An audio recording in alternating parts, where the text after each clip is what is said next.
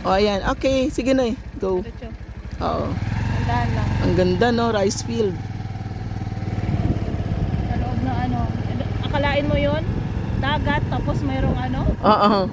May resort. May, Ayun, may no? ano talaga, may taniman ng ano, palay. Oo, oo. Connected lang. Eh, nakagandaan ng sa tikman. Oo. Dalawa yung hanap buhay. Oo. Dagat at farm. Malapit lang, ano? O, ayan, no?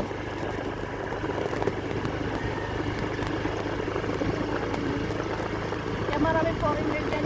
Diyan. Dito banda. Oo. Kasi dagat. Kapag sa dagat. Sige, ano. Kilala mo yun?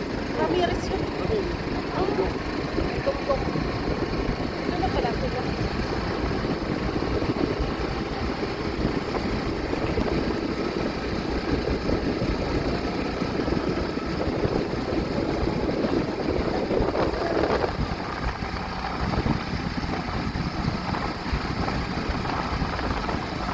Dali tayo guys ng Tigman Beach. So, exit na tayo to National Highway. Sabi din. Karin.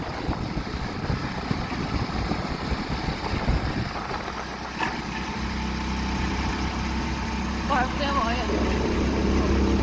Rice field. Guys. Ay, naglagay sila talaga ng ano, hanap din.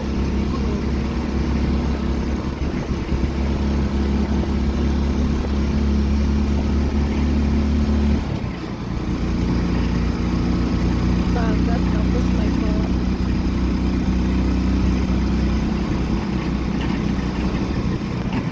Dami na rin kasi ano dyan, ante. May Soria Beach, Casa Mera. Doon. Casa Mera. Ay, doon pala ang Soria Beach. Dami mo kanina. Oo. Ayan. Rice field guys. So, galing sa dagat. Tapos ngayon, dito ako naman sa rice field.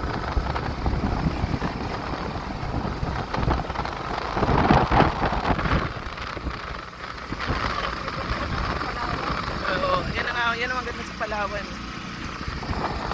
Dami na pwedeng puntahan. Daming palayan. Palayan.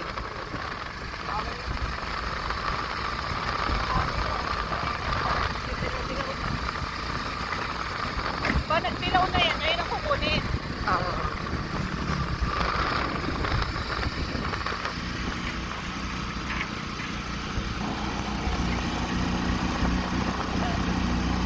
Kahit maliit na ano, talaga to.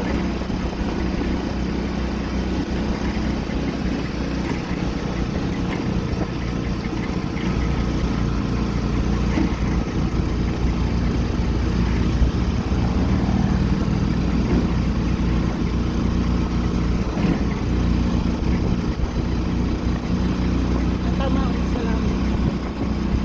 Ang dami pa ng rice field dito.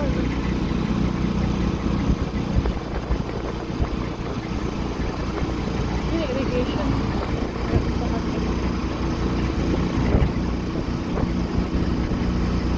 Ang galing yung tubig nila. Irrigated. Kaya nga, saan yun?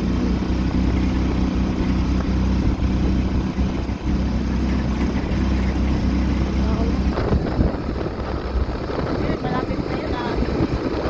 Oo, nagdidilaw na.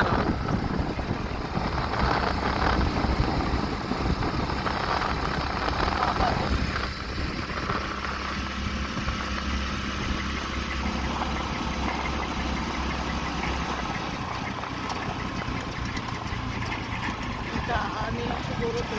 Oo, kakaani lang. Nakaani na eh. Mataas na na area. Malapit pala yan na mayroon pang ano, lugan. Oo. Kompleto. Yan, may mga ano pa. Kasol pa.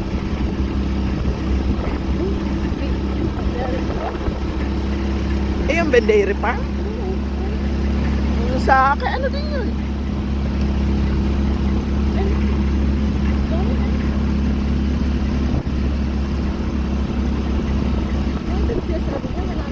Oo. Oo.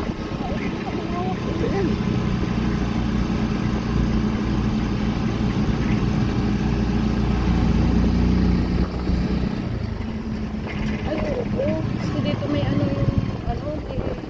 taniman din ng lettuce, yung ano, Sa kanila din yun? baka.